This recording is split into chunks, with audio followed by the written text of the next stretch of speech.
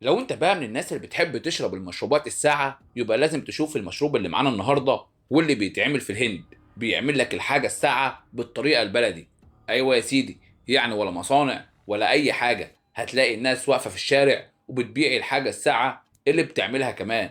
بيجيبوا المية وبيجيب كمان الصودا وبيخلط كله مع بعضه في الخلاط اليدوي اللي انت شايفه قدامك، وبعد كده بيعمل لك التركيبة اللي انت شايفها. ودي تعتبر حاجة ساقعة بس بالطريقة البلدي زي ما انت شايف كده.